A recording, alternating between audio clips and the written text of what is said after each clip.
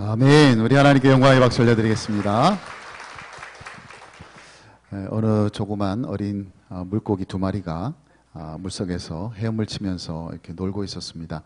한참 놀고 있는데 좀 나이 든 물고기 한 마리가 이렇게 지나가면서 이 아이들에게 이렇게 인사를 했습니다. 얘들아, 잘 있었니? 요즘 물이 괜찮지? 이렇게 인사를 하고 지나가는 겁니다. 그 나이 든 물고기가 지나고 난 다음에 이 어린 두 물고기가 한참 말이 없다가 한 물고기가 옆에 있는 물고기에게 이렇게 얘기를 했답니다. 아까 그 아저씨가 말한 그 물이란 게 도대체 뭐야? 이렇게 이야기를 하더랍니다. 물속에 사는데 물이 뭔지를 모르는 이 물고기를 보면서 우리가 예배를 드리는 우리의 삶을 우리가 또 바라볼 수가 있습니다. 사실 예배라는 것은요, 우리 그리스도인들에게는 마치 물속에 사는 물고기처럼, 물을 떠나서는 살 수 없는 물고기처럼 그리스도인은 예배를 떠나서는 살아갈 수가 없습니다. 우리는 예배 속을 지금 살아가고 있는 것이다, 그렇게 볼 수 있는 것이죠. 예배 속을 살아가고 있지만 예배가 무엇인지를 알지 못하고 드리는 경우가 우리가 종종 있습니다. 뭐 예배는 예배지 뭐. 그래서 저는 예배 자리에 나온 여러분에게 이렇게 또 한번 질문을 드리고 싶은 것이죠. 여러분 잘 지내셨습니까? 요즘 예배 어떠세요? 예배 괜찮습니까? 이렇게 질문을 던진다면 예배가 괜찮은지 않은지는 그 예배가 무엇인지를 알 때 비로소 우리가 생각해 볼 수 있는 주제라고 볼 수 있습니다.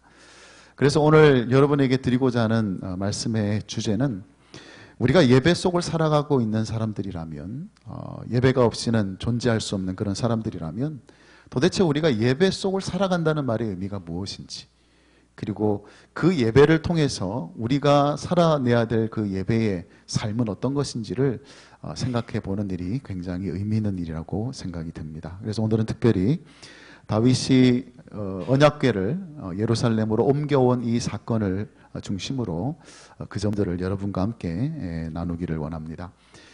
고진감래라는 말이 우리가 있는데, 사실 다윗이 지금 이제 수많은 어려움과 역경을 다 딛고 드디어 이스라엘의 왕이 됩니다. 고생 참 많이 했죠.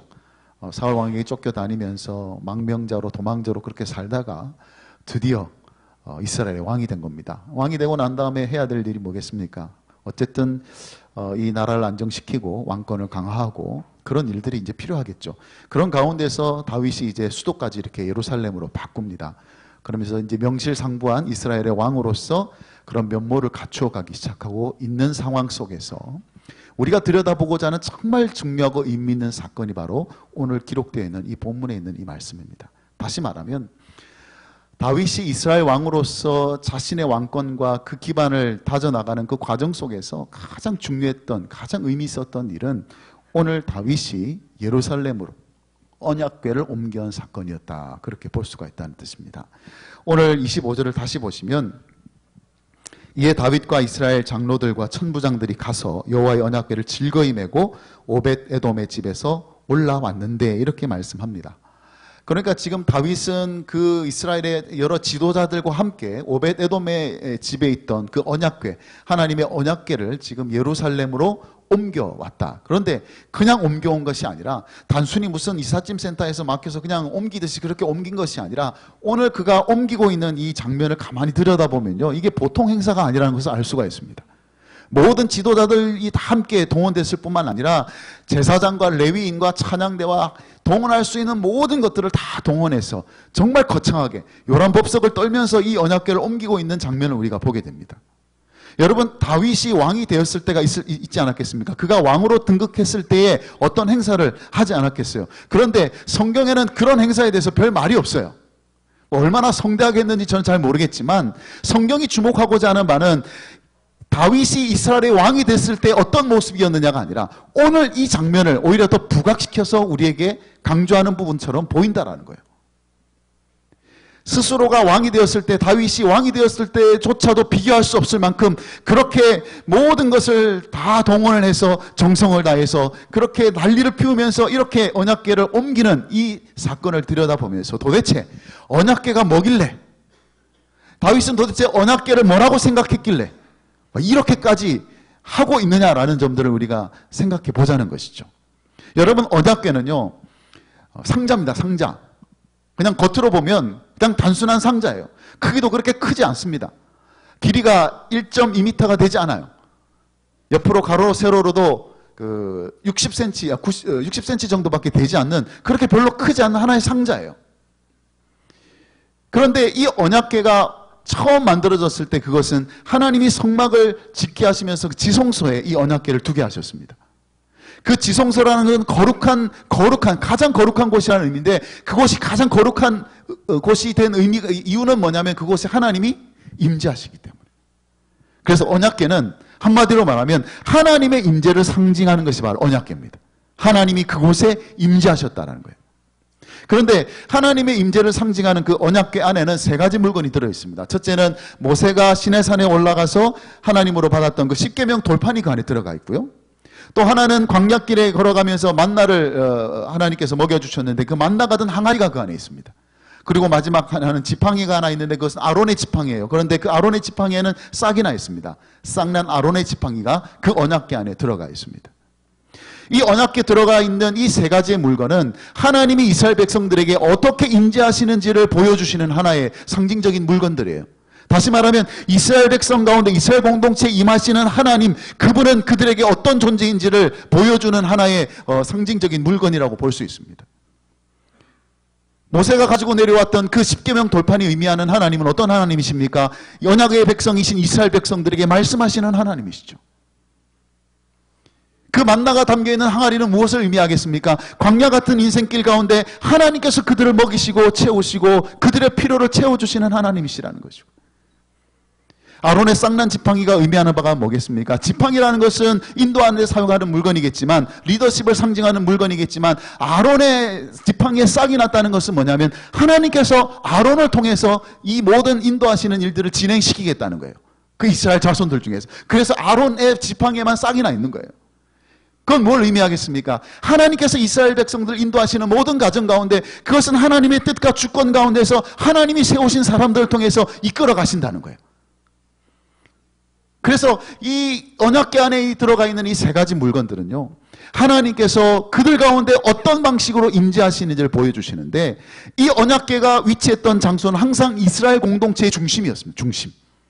항상 중심에 언약궤가 있어요. 언약궤가 중심에 있다는 말의 의미는 뭐겠습니까? 하나님이 그들 가운데 임재하셔서 하나님이 행하고자 하시는 일은 뭐냐면 그들을 그렇게 다스리시겠다는 거예요. 그들을 통치하시겠다는 겁니다. 그들의 삶의 중심이 되셔서 그들을 통치하시는 왕이 되시겠다는 겁니다. 그래서 여러분, 다윗이 언약궤를 예루살렘으로 옮겨온 것이 왜 중요해요? 그것은 단순히 어떤 물건을 옮긴 것이 아니에요. 상징적인 물건을 옮긴 것이 아니라 그것이 의미하는 바는 뭐냐면 일종의 선포입니다. 어떤 선포입니까? 하나님께서 이스라엘의 주권자라는 거예요.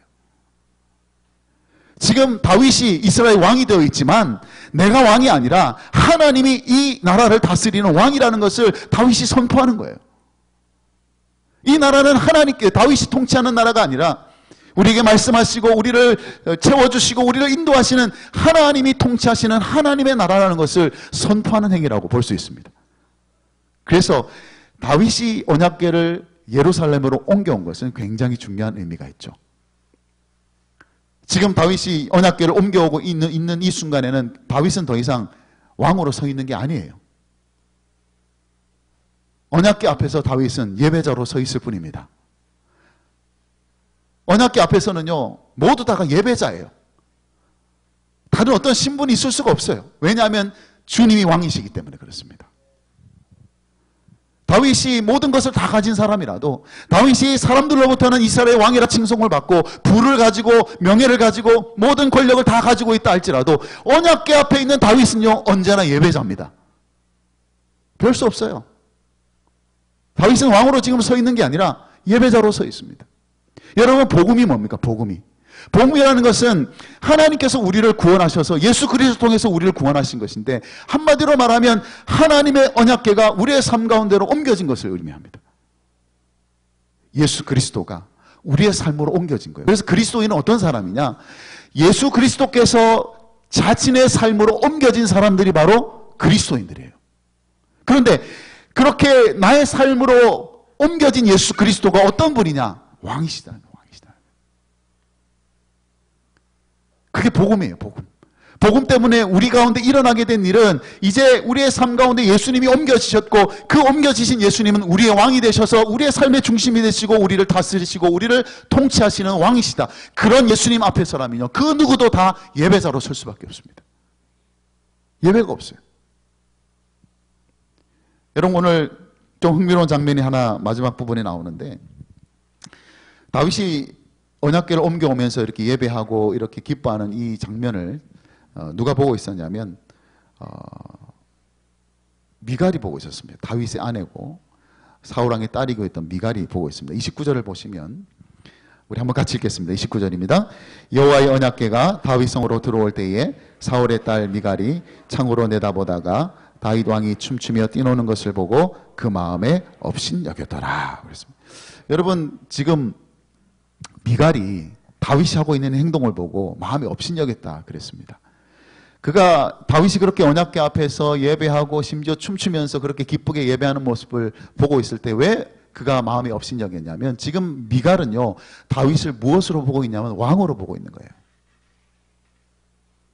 다윗을 왕으로 보고 있으니까 다윗의 행동이 납득이 안 되는 거죠. 아니, 왕이 채신머리가 없이 어떻게 저렇게 날뛸 수가 있느냐는 거예요. 그러나 여러분, 다윗은 지금 언약궤 앞에서 왕으로 있는 것이 아니라 예배자로 서 있기 때문에, 그럼 하등 이상할 게 없는 거예요. 그런 모습이 이상할 게 없어요. 그래서 미갈의 시각이 그럴 수밖에 없는 이유는 뭐냐면, 미갈에게 있어서는 여전히 왕은 다윗이에요. 하나님이 왕이 아닙니다.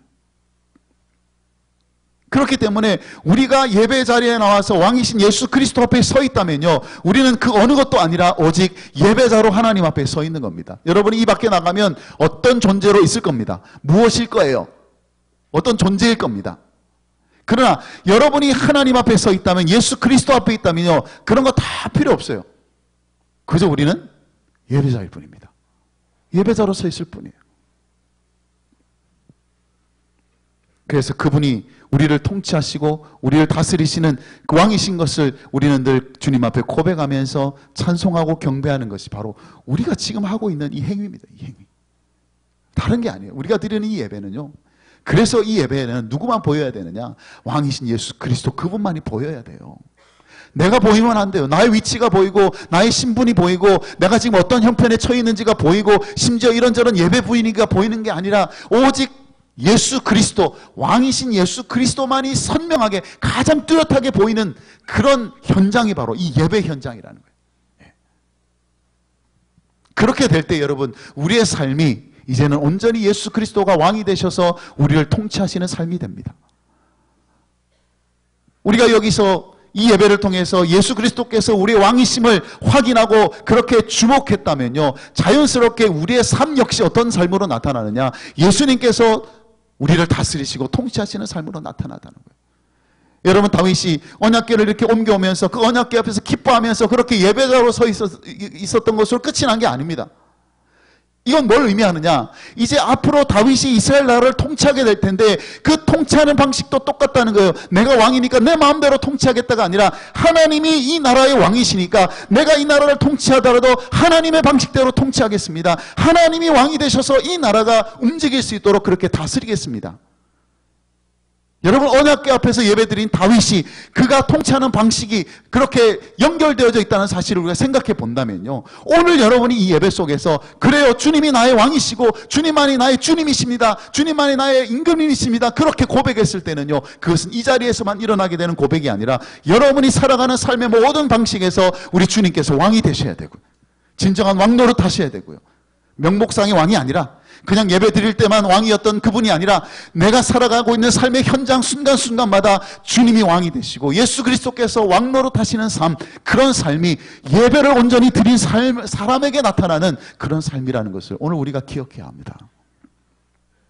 여러분, 요즘에도요, 왕정 국가들이 제법 있습니다. 요즘 같은 시대에 무슨 왕정 국가가 있겠는가 싶겠지만, 여러분, 영국의 엘리자베스 여왕이 다스리는 나라가 18개나 된다고 그래요. 국왕으로 있다는 거예요. 그렇게 포함해서 전 세계에 44개 정도의 왕정 국가가 있어요. 물론 그 중에는 뭐 이렇게 중동 국가처럼 이렇게 전제 왕권처럼 그런 국가도 있겠지만 사람들이 신기합니다. 요즘 같은 민주주의 시대에 어떻게 군주제가 남아 있을 수 있겠는가? 그렇지 않습니까? 그것도 선진국이라고 말하는 그런 나라에 여전히 이 왕들이 존재하고 있다는 것이 참 신기하지 않습니까? 그런데 이것을 어떻게 분석을 했냐면 어떤 분이 이렇게 분석을 했습니다. 왜 요즘 같은 시대에도 군주제가 남아있을 수 있느냐, 살아남을 수 있느냐, 그 이유는 현존하는 대부분 군주에게는 거의 아무런 권한이 없기 때문이다, 그렇게 얘기했습니다. 무슨 말입니까? 이런 시대에도 왕이 존재할 수 있는 이유는 뭐냐면 그 왕이 힘이 없기 때문이다는 거예요. 민주주의를 한다는 그런 선진국에서조차 왕이 존재할 수 있는 이유는 그 왕이 형식적인 왕이기 때문에 그게 가능하다는 거예요. 그렇지 않습니까?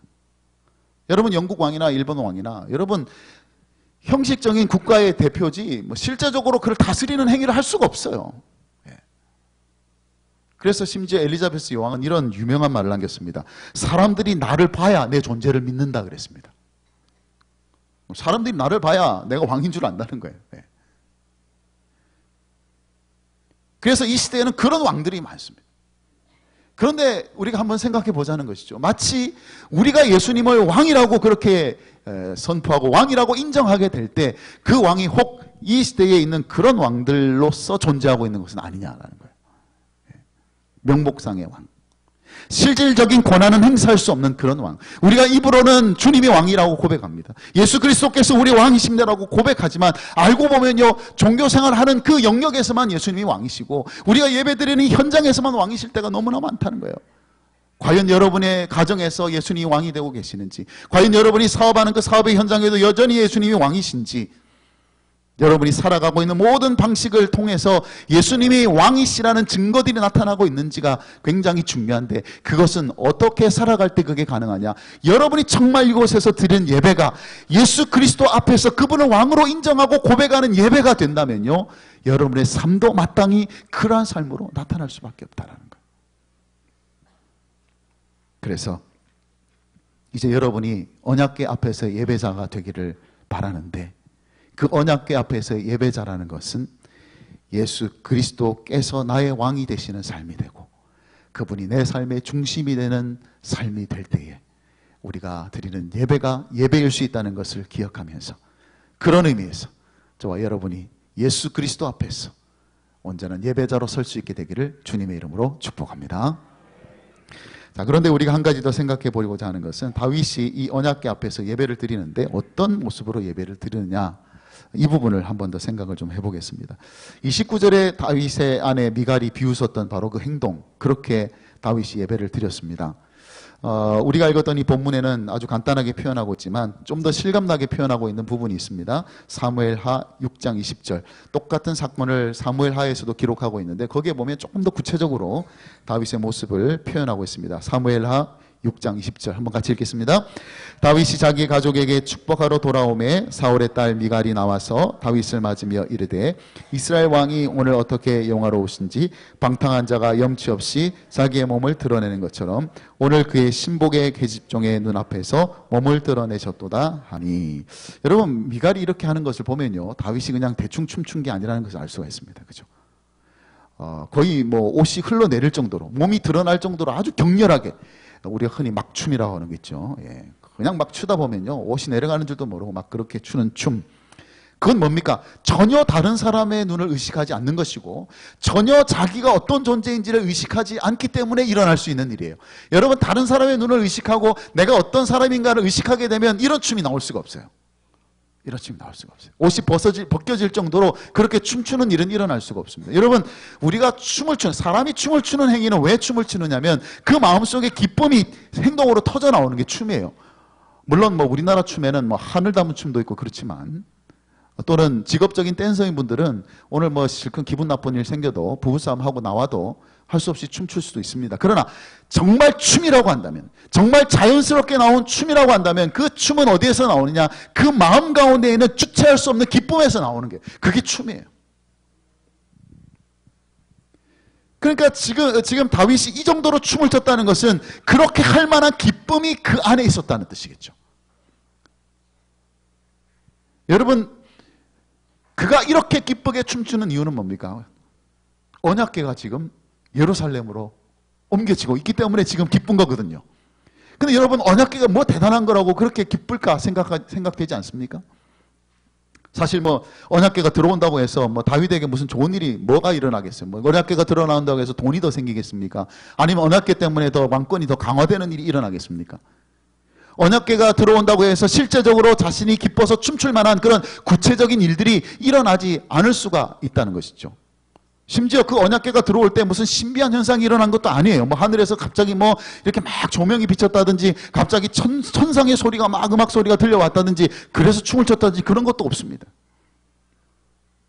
그런데 왜 그렇게 다윗은 기쁘게 춤을 추고 있느냐? 그 언약궤가 예루살렘으로 옮겨오고 있다는 이 사실 속에서 그가 본 게 뭐냐면 하나님이 우리와 함께 하신다는 거예요. 그걸 생각하면 기뻐서 어쩔 줄 모르는 거예요. 왜? 여러분, 다윗이 언약궤를 옮겨오려고 했던 것은 이번이 처음이 아니었습니다. 이전에도 한번 옮겨오려고 했어요. 그런데 그때는 실패를 했습니다. 수레에 이 언약궤를 옮겨오려고 하다가 이 소가 막 이렇게 막 날뛰어서 흔들리는 것을 보고 우사가 그것을 잡았어요. 그래서 그 바람에 이제 우사가 그냥 죽고 맙니다. 그래서 중단됐습니다. 다 겁을 먹은 거죠. 이거 뭐 잘못하다가 죽는 수가 생기겠다 싶으니까. 그래서 오벳에돔의 집에 있었던 겁니다. 그러다가 이제 두 번째로 다윗이 이 언약궤를 다시 옮겨 예루살렘에 옮기려고 하는 거예요. 다윗이 이제 조사해봤죠. 우리가 왜 이 언약궤를 옮겨오는 데 실패했는가? 옮겨오는 방식에 문제가 있는 거예요. 여러분, 언약궤는요, 레위인이 궤를 이렇게 어깨에 메고 그렇게 옮기도록 애당초 언약궤를 이렇게 제정하셨을 때 하나님께서 주신 규칙입니다. 그래서 이번에 옮길 때는요, 이렇게 레위인들을 동원해가지고 어깨에 메고 그 방식 그대로 이렇게 메고 오는데 중요한 것은 바로 그 과정에서 하나님이 그들을 도우셨다는 겁니다. 여러분, 26절 표현이 굉장히 중요합니다. 26절 보시겠습니다. 함께 읽겠습니다. 하나님이 여호와의 언약궤를 맨 레위 사람을 도우셨으므로 무리가 숫송아지 7마리와 수작 7마리로 제사를 드렸더라. 아멘. 여러분, 우사라는 사람이 이 궤를 옮길 때는요, 이 수레에다가 이 궤를 끌어다가 사단이 일어난 거예요. 우사가 그냥 하나님께 죽임을 당하는 그런 일이 일어났습니다. 그런데 오늘 그것과는 완전히 대조되는 일이 일어나죠. 그 언약궤를 메고 가는 레위인들을 하나님이 도우셨다. 우사는 죽이셨는데 이 레위인들은 하나님이 도우시고 있습니다. 그 말은 무슨 뜻이겠습니까? 하나님이 이 언약궤를 예루살렘으로 옮겨가는 것을 기뻐하고 계시는 것이고, 지금 옮겨가는 이 언약궤 가운데 누가 함께 계시느냐? 하나님이 함께 계시는, 그것을 다윗이 본 겁니다. 그래서 여러분, 정상적이라면 그렇지 않습니까? 정상적이라면 이 두 번째 언약궤를 옮기려고 할 때는 어떤 마음이 들어야 되겠습니까? 굉장히 이렇게 두려워해야 되잖아요. 야, 이거 이번에도 잘못되면 어떡하지? 지난번에 우사가 옮길 때도 이 난리가 났는데 이번에도 이거 잘못하면 죽는 거 아니야? 이런 마음으로 두려움 가운데 했어야 되는데 지금 다윗은 전혀 그렇지 않아요. 정말 기뻐서 춤을 추면서 힘을 다해서 즐겁게 이렇게 궤를 옮겨오고 있습니다. 그것은 그가 보았기 때문에요. 이 모든 옮기는 과정 속에서 하나님이 우리와 함께 계시는구나. 하나님이 이것을 기뻐하시는구나. 그래서 결론적으로 말씀드리면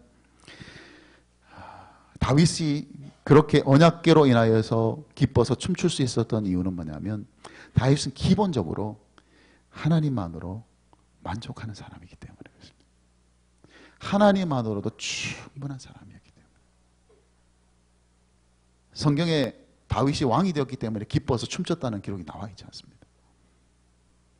골리앗을 쓰러뜨렸기 때문에 춤을 추고 그렇게 기뻐했다는 그런 대목이 나오지 않아요. 다윗이 평생 동안 춤을 얼마나 췄는지 전 잘 모르겠지만 성경에서 기록되어 있는 그 아주 의미 있는 이 춤은 바로 이 사건에서 일어납니다. 언약궤 때문에. 하나님이 우리와 함께 하시고 하나님이 임재하신다는 그 언약궤가 예루살렘으로 들어오고 있다는 그 광경 속에서 그가 춤을 추고 있습니다. 여러분이 다윗을 딱 바라볼 때, 다윗의 인생을 바라볼 때 가장 인상 깊게 보는 부분이 어디입니까? 우리 아이들도 잘 아는 다윗이 골리앗을 쓰러뜨린 그 부분이 가장 인상적이지 않습니까? 가장 기억에 많이 남죠. 아닌 게 아니라 사실은 다윗은 골리앗을 쓰러뜨린 그때부터 영웅이 되었습니다. 용사가 되었어요. 히어로가 된 겁니다. 이스라엘 백성들에게는 굉장히 이렇게 추앙을 받는 그런 영웅이 된 거예요. 쉽게 말하면 전사의 이미지, 용사의 이미지입니다. 그래서 다윗에 대한 노래를 지을 때에도 뭐 사울은 몇 명 죽이고 다윗은 몇 명 죽이고 이런 내용의 가사를 통해서 이제 노래를 지을 정도로 다윗은 이스라엘 백성들에게는 전사예요, 전사. 싸움에 능한 사람입니다. 전쟁을 잘하는 사람이에요. 장군이에요. 영웅이에요. 그런데 지금 이 언약궤 앞에서 다윗은 용사로 존재하지 않고 전사로 있는 것이 아니라 춤꾼으로 지금 서 있습니다. 칼을 휘두르는 사람이 아니라 몸을 흔드는 사람이 되어 있어요. 저는 그런 생각을 해요. 여러분, 하나님께서 다윗의 삶 속에서 가장 인상 깊게 보셨던 부분은 뭘까? 우리가 대체적으로 다윗에게서 인상 깊게 보는 부분이 골리앗을 쓰러뜨린 부분이라고 생각하고 있을 그때에 하나님께서는 그 다윗을 바라보시면서 무엇을 가장 인상 깊게 보셨을까? 저는 바로 이 부분이라고 생각이 됩니다. 야, 네가 언약궤 때문에 이렇게 기뻐하는구나. 야, 네가 나의 임재 때문에 그렇게 기뻐서 춤을 추는구나. 네가 왕이 돼서 기뻐하는 것이 아니라, 네가 골리앗을 쓰러뜨렸기 때문에 기뻐 날뛰는 것이 아니라, 그저 내가 너와 함께 한다는 그 사실 때문에 네가 이렇게 나를 기뻐하는구나. 이렇게 춤을 추는구나. 여러분, 이것이 하나님이 그의 인생 가운데 가장 인상 깊게 보셨던 부분이 아닐까요? 그래, 너는 나만으로도 충분한 사람이구나. 여러분, 예배는 바로 이런 일이 일어나는 곳이 바로 예배 현장입니다. 예수님만으로 충분해서요, 예수님만으로 만족해서 이곳에 와서 우리가 주님을 예배하고 찬송하게 될 때, 그때 예수님께서 그런 우리의 모습을 보고 기뻐하시는 그것이 바로 우리의 예배입니다. 그게 우리가 예배 드릴 때 일어나는 일이다라는 것이죠. 그래서 여러분, 우리의 예배의 태도를 결정하는 것은 뭐냐?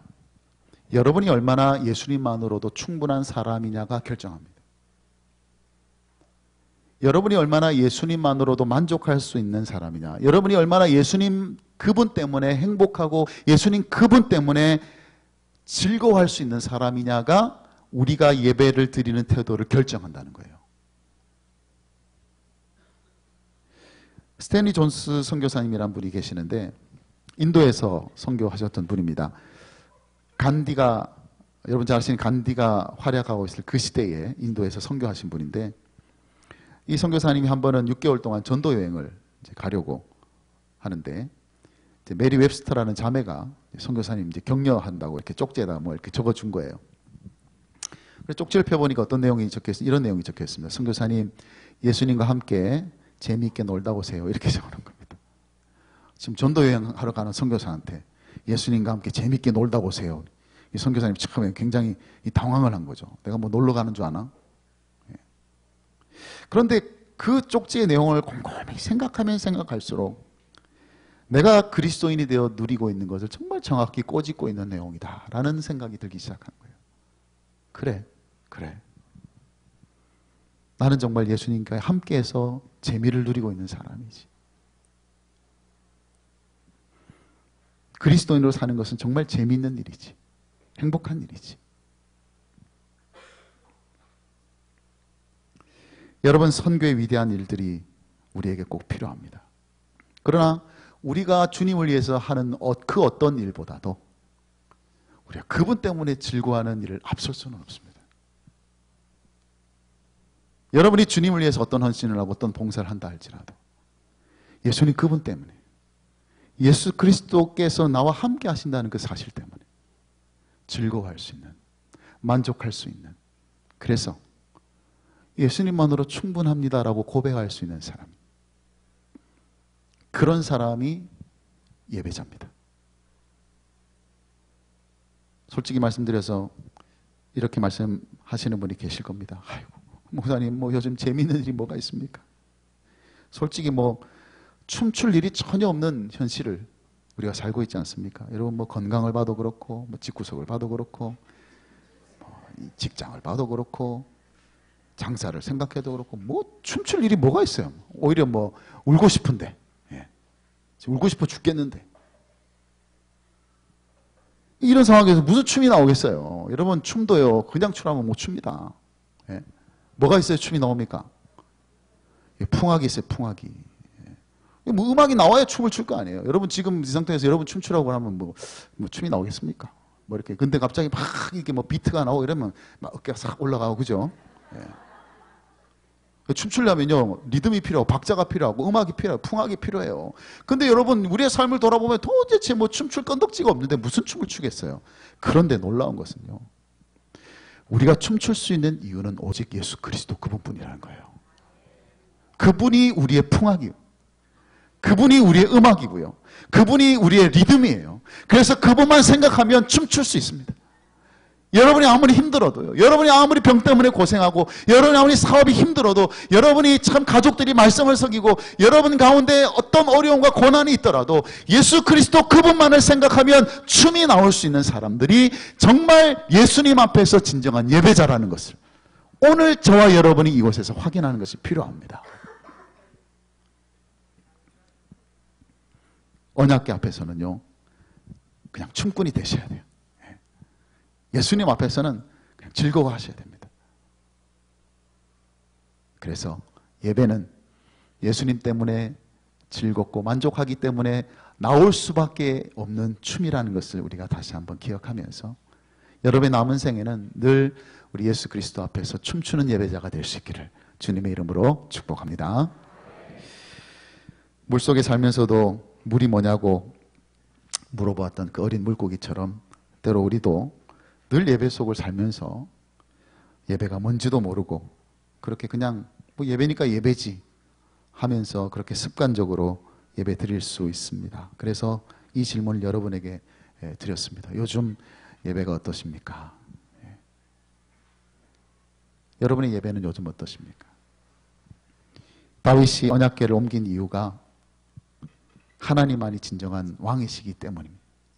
그래서 예배는 왕이신 예수 그리스도를 내 삶의 중심으로 옮기는 것이 예배다.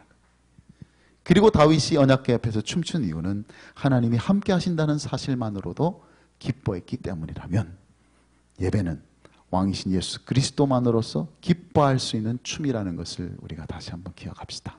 그래서 여러분께서 언약궤 앞에 예배자 다윗처럼 왕이신 예수 그리스도 앞에서 늘 춤추는 예배자로 그렇게 살아갈 수 있기를 주님의 이름으로 축복합니다. 아멘.